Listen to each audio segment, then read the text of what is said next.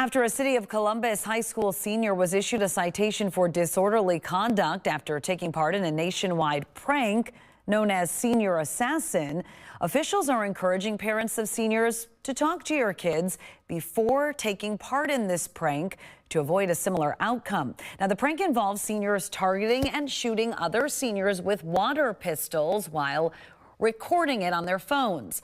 The water pistols can often be mistaken for legitimate guns, prompting residents to call authorities.